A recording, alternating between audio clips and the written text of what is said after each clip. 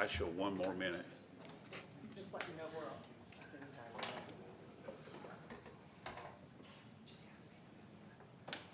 Can we start early? Can, I want to. Up to you. Good morning. We will call the Redevelopment Commission meeting to order. It's May 19th at 8 o'clock. Our first point of business is a roll call. Ann McGinnis, Here. BJ Deppie, Here. Paul Buning, Here. Josh Prime, Here. Deborah Gill, Here. Richard Wirtz here. We have a quorum. So moving on, the minutes from April 21st meeting.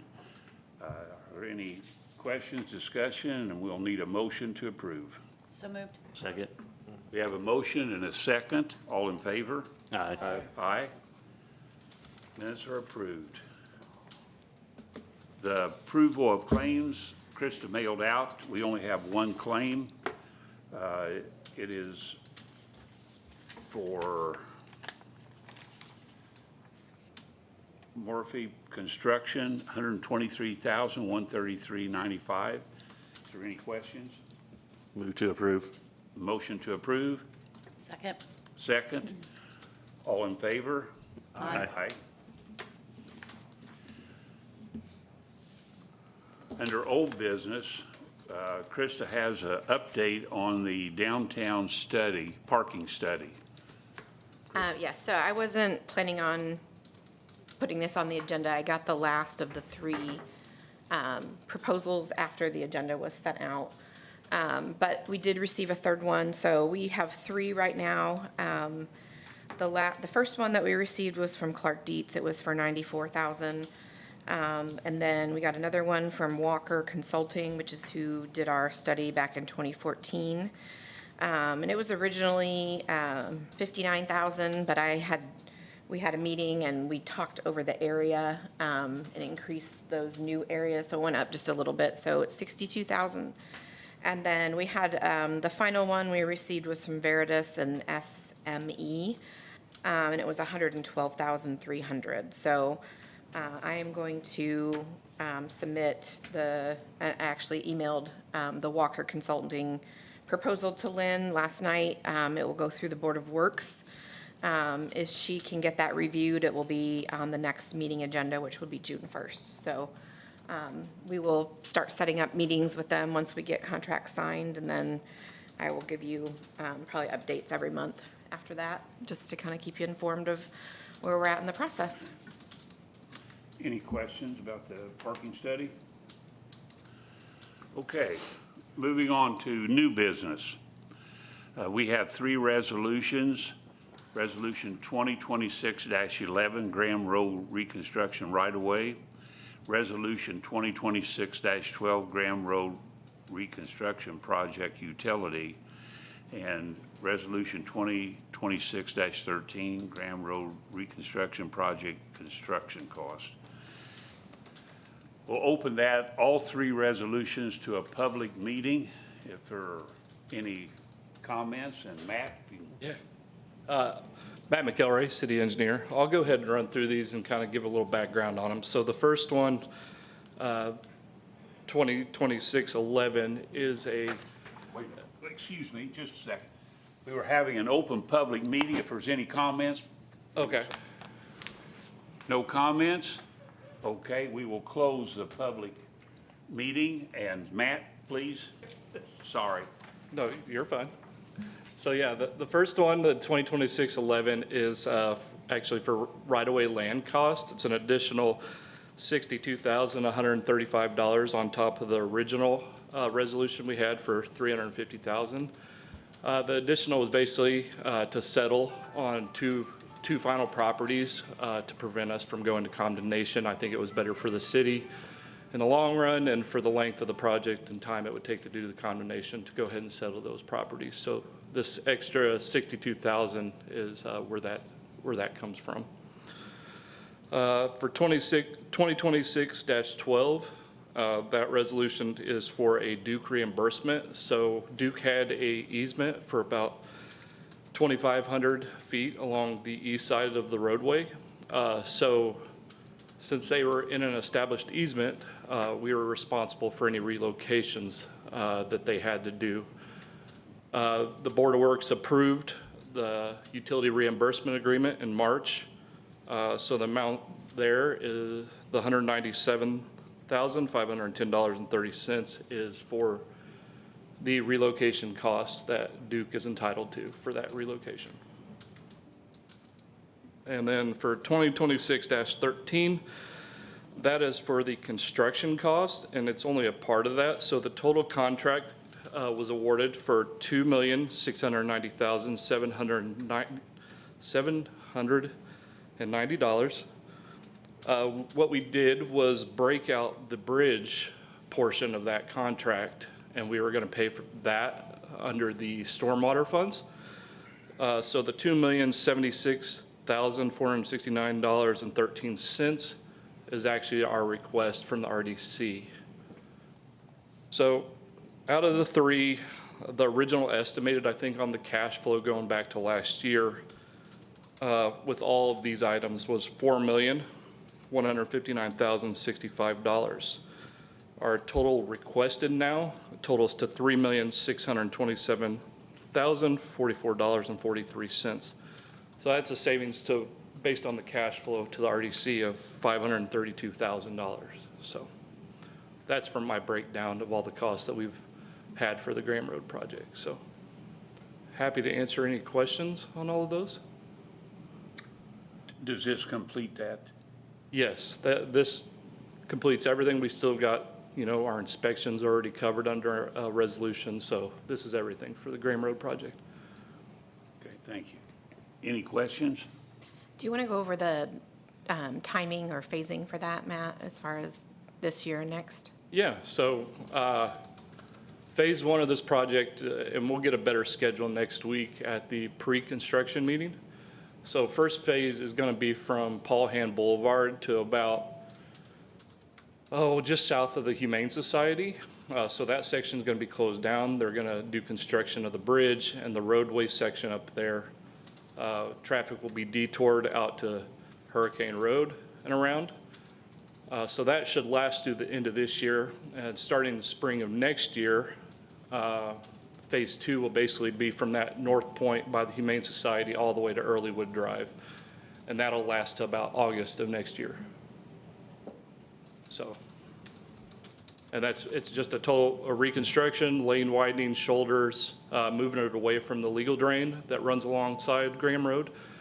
And of course, widening the bridge down there is, subpar geometrics and everything and safety with the amount of traffic that Graham Road now sees. So, yeah. Okay, anything else? We need to vote individually, don't we? Yes. Okay. Would entertain a motion for Resolution 2026-11, Graham Road reconstruction right-of-way. So moved. We have a motion, Second. second. Any question? All in favor? Aye. Aye. Next, we have Resolution 2026-12, Graham Road reconstruction project utility relocation. Need a motion? Move to approve. Second. A motion and a second. All in favor? Aye. Aye. Carries. And thirdly, Resolution 2026-13, Graham Road reconstruction project construction cost. Move to approve. We Second. have a motion, second. All in favor? Aye. Aye. Okay.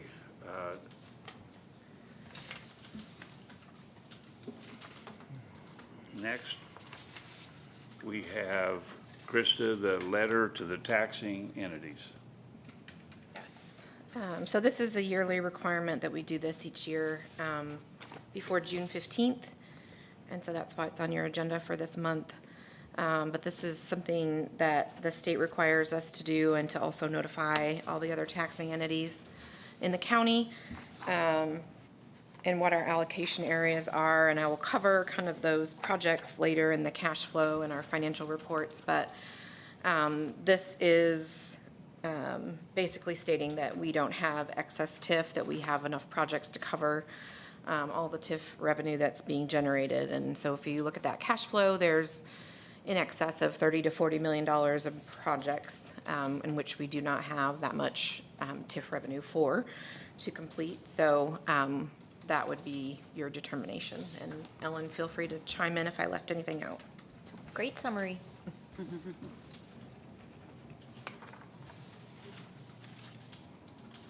Any questions?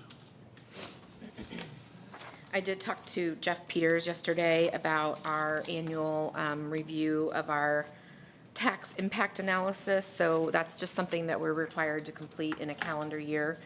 So that shows the difference of the revenue that's generated in our TIF districts and what would be generated if all that assessed value was transferred back into the general fund. And so he will start working on preparing that. And I think the plan is to have that at our July meeting, RDC meeting. So it'll be city council the night before, and then on the 20th, and then RDC the morning of the 21st. So he's going to start working on that so we can see that information. And I did use that information at the Franklin Chamber had a panel discussion at their monthly luncheon this month, and Richard wasn't able to attend, but Ann sat in for him representing the Redevelopment Commission. I thought it was a really great panel. We just kind of explained the differences between the RDC, the EDC, and the FDC. And then Dana and I gave kind of a little bit more in-depth about how tax abatements work and how TIF districts work. And so I was able to use some of those examples of it's not a dollar for dollar trade-off of what the taxing entities would receive based on what we receive in these TIF districts. So hopefully, I think it went over well, and maybe people understood a little bit more better what these boards do and what a crucial role they play in the development for the city. So thank you for doing that, and thank you for having us. Ann, any comments? No, I agree with Krista. I've had some good feedback. A lot of people said that they were walking in thinking it was going to be a little boring, a little dry, but actually they were really interested to see and to hear how it all works. So, yeah, it was good. Good. So thank you. Should I ask Aspire to talk? Okay, moving into other business, the April 26th financial report. Okay, so this is brought up here, so you'll see all of our expenditures, year-to-date expenditures through the end of April, $1,592,000. And then showing our cash balance with our remaining appropriations. So I will be adding to this all of the resolutions for the Graham Road project that we just discussed. So that'll show up on your May financial reports. So you can just see the progress there. And again, these are estimated receipts from last year's taxes that we received. Any questions on this is the integrated TIF, and then page 2 is the US 31, and there really were no changes there. We don't have a lot of activity with the US 31, so we just basically make the bond payments for those. So that would leave our cash balance just a little over $1 million.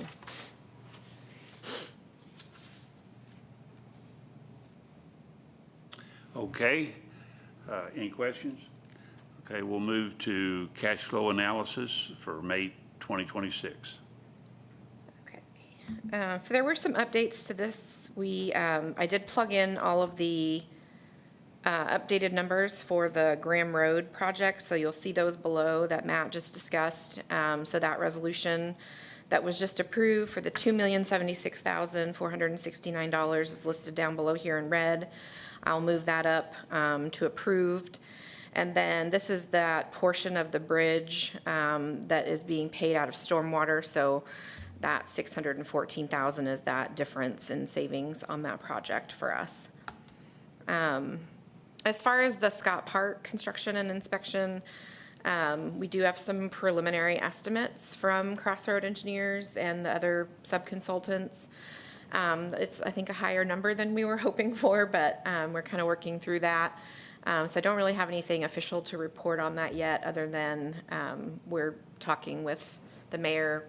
Chip and I met with Jeff Peters yesterday about how we're going to possibly structure the financing for that project, and whether or not that will be something the Redevelopment Commission is involved in paying for.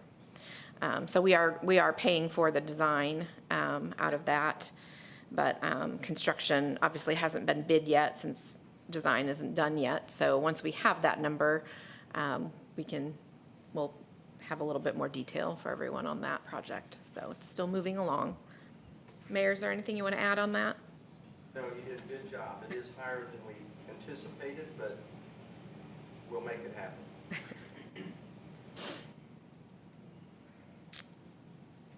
And those are the only updates on the cash flow. Any questions? The only other thing is this kind of future projects under consideration that I referenced under the no excess TIF. I'm going to start updating this to show some of those estimates for the Scott Park project, and those will be on this last page. So you can kind of see some of the things that are listed on there as potential projects.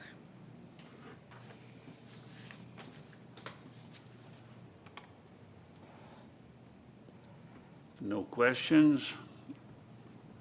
Move on to Aspire Johnson County. Amanda? Amanda, do you want the computer? No, if you just want to go to Okay. the first slide, actually I brought you guys notes as well. Kind of emailed that to Crystal late, so I wasn't sure if she was had access to it. Thanks. Thank you.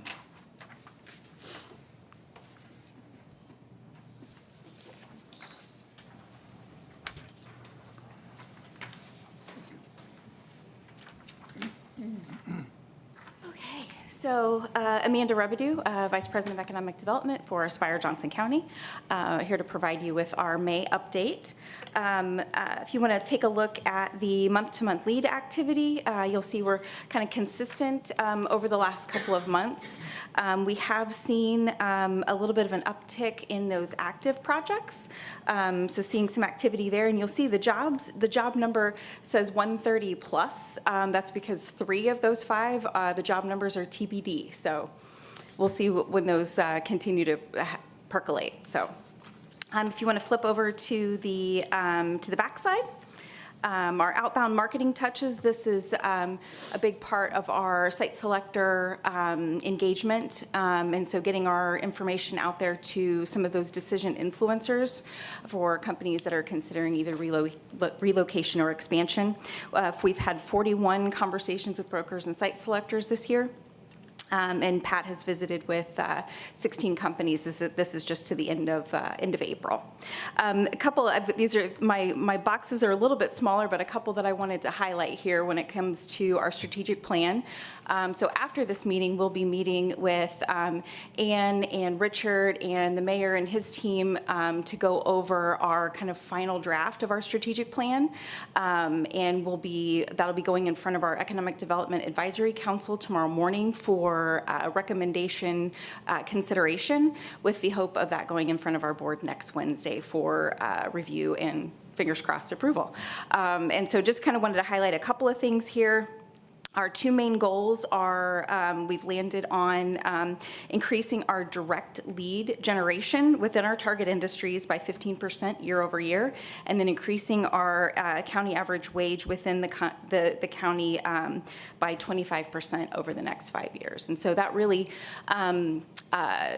these 2 will indicate both that marketing arm and also the targeting those advanced industries or those our target industries that have a tendency to pay better, and also really using our incentives like you do very strategically and looking to really elevate our wages. On our School to Work program, we had a quote come in from one of our school administrators, and I was very excited about it, so I thought I would share this with you. Jennifer is our School to Work specialist, works with and really heads up our School to Work program.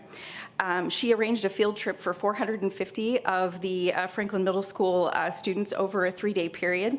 And the administrator came back and said, I cannot compliment enough how well the field trips went for our 7th graders at FCMS. This was such a unique experience that we've never done before. As a middle school, several kids have been talking about it, and most importantly, how it will help shape their future careers and decisions. I really hope we can continue this as a regular thing. So it was just very exciting, very big undertaking, but we were glad to come alongside our schools for that. So any questions? Thank you for the update. All right, thank you.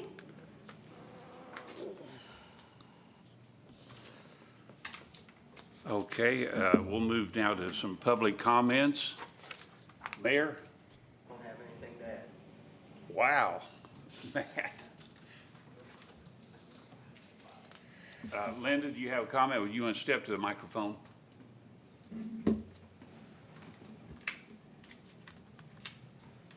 Hi, I'm Linda Norton, and I'm going to read my comments because otherwise it might get out of control. So my comments are related to some of the proposals that are being made with regard to construction in the area. Agriculture is one of the county's largest industries, but there's little consideration or respect given to this hardworking farm community. Roundabouts that are too small to handle farm equipment, and the removal of stoplights being replaced with J-turns, again too small, were never researched for construction. Farm traffic has just as great a need to get to work as any commuter, but no farmer was consulted. I'm here as a representative of this farming community, in particular the farms to the north and east of the city limits, where Mayor Barnett has his sights set on development for an I-65 interchange. The farms that would be impacted by such destruction are Hoosier Homestead Farms, which had been cared for and farmed for generations dating back to the 1830s. The Hoosier Homestead distinction requires that the land be continually owned and farmed by the same family, and documentation is submitted and reviewed prior to granting the award. Our county has at least 60 Hoosier Homestead Farms, and there's more land that meets the requirements but has not been filed. I attended the recent comprehensive plan meeting, the new comprehensive plan, and one of the main priorities seems to be preservation of our history. The farmland that was cleared by our early pioneers deserves that recognition and preservation, just as any historical building or home. Too often, in my opinion, city officials sit in their office studying maps, discussing new locations to develop, and making plans to present their new ideas to the various government entities. It's your responsibility to investigate the proposals and ask all of the right questions before moving forward with anything presented. None of the farms impacted by the latest proposal were contacted to find out their opinions concerning such an interchange or asked about the plans for their land. The land under investigation is not for sale. This is a hard concept for people to understand. We have all been approached with large monetary offers, but the answer is still not for sale. Family roots and traditions run deep in farming. Farming is a serious business that requires a huge commitment, which has been made and will continue to in years to come. The engineering firm that's been hired jointly by the city and county was doing a physical survey immediately following the approval by the council, pounding stakes into the overpass and using a drone without permission over the landowner's property. It seems that this is unnecessary until a need is actually determined. The survey is to do a traffic study, and it is no coincidence that the mayor wanted to get started quickly to take advantage of the huge amount of traffic currently directed onto Hurricane Road due to the new roundabout at Whiteland at interchange, and then the same issue with traffic when construction begins on Graham Road between 3 and 400 North. And again, I brought the major traffic increase to the attention of the county commissioners, and was promised a traffic study would not take place until both construction areas are completed and we're back to normal traffic flow. And just in addition to that little comment, after the city engineer talked about the timeline for Graham Road, it looks to me like the survey really shouldn't start until a year from August. I want you to understand the consequences of encroaching upon the historic land. Do your research before supporting something that may not be as great an idea as the mayor, city planner, and engineers think. Franklin is in a unique situation right now where we can maintain our individuality and not turn into the conglomerate that the north side of Indianapolis has become. Thank you. Thank you, Linda. Okay, I'm going to kind of move on around. Dana? Just want to let everybody know this Friday is Strawberries on the Square, so official start to summer, yay. Weather looks just a little bit iffy. We're crossing our fingers and toes and doing everything we can to the non-rain dance, the whole bit. If something does happen and we should have to move it, we will move Strawberries on the Square to the next Saturday, the opening of Farmers Market. We'll combine them. That is not our goal. Our goal is to have it this Friday. So we do invite you all to come out, have some strawberries and shortcake, and have a kickoff to summer. It's the first day of summer vacation. My little one has reminded me that, Dr. Clendening, every day this week. So he's got his countdown, so looking forward to it. Thanks. Thank you. Rob?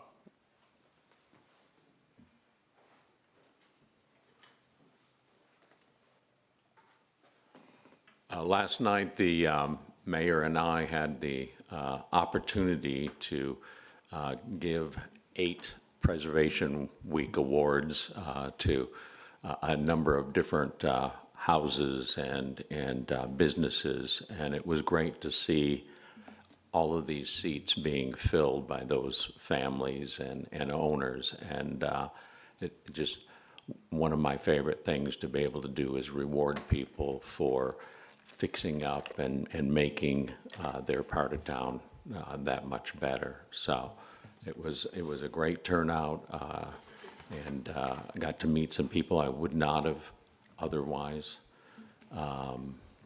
The other thing is, last night was another sold-out author event, and this time the folks that were standing in line had all sorts of colorful umbrellas as they made their way all the way down to the grill bar. So it has become just a normal routine now that we'll have 4 or 5 of these in a month's time, and it's pretty amazing. So just wanted to point that out. Thank you. Thank you. Rosie?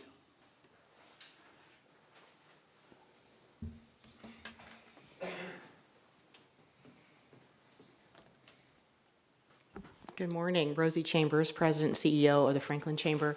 I just want to thank Ann for representing RDC at our EDC, RDC, FDC luncheon. We too were a little nervous that it might be, but it was great. Say it. You can say it. No, not at all. It was really interesting, and I feel like, and I think I made that comment, over the years I didn't quite know what everybody does, and I feel like if I don't know, then maybe others don't know. So it was really nice to be able to do that. Also wanted to let you know, last night at City Council, we were approved for a grant from the EDC. We applied for and were approved by EDC. It was then approved by the City Council last night, and it's for the Franklin Chamber and the City of Franklin to receive some funding for the 31 corridor.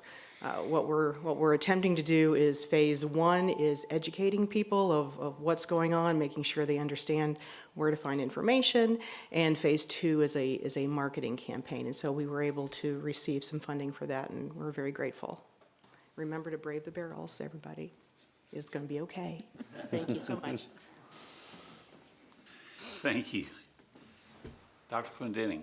I'll defer to Ms. Gill, and then if she has anything to add, I'll chat later. I'll get to you in just a second, Deb. Okay.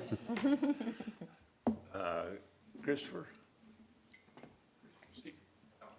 Okay. got Aspire coming up, and thank you for your comments. In the back row, Les? Okay. Council, BJ, any comments? No comment. Paul? Ann? No, thank you. Josh? Nope. Okay, Deb, Okay, here the school, and I understand from my grandson that Thursdays, they're out. last day. Last day is Thursday. That was the first thing I was going to tell you. We have lots of summer projects planned and already being started. The Cub Academy, where putting furniture is being installed, playground's going up, flooring is going in, and sinks and countertops. It's going to be done really soon. The performing arts and soccer fields will be completed, as well as the ag barn and the performing arts storage building. The plan is to have the high school parking lot cleaned up and ready to handle the crowd for graduation this Saturday when it will not rain.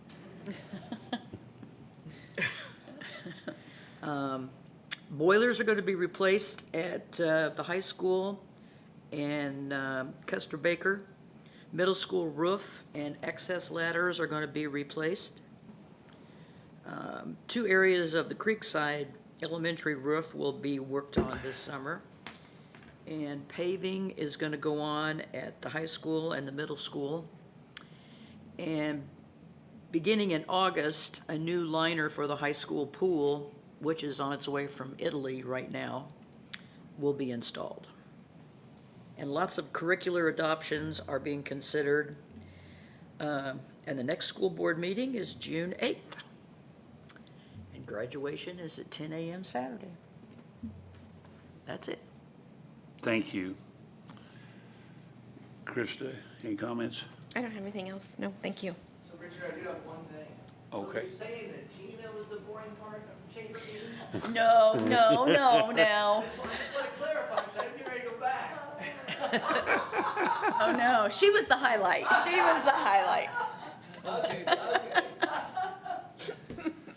Okay, if there's no other business, we'll close our redevelopment commission meeting. Thank everyone for attending. Krista.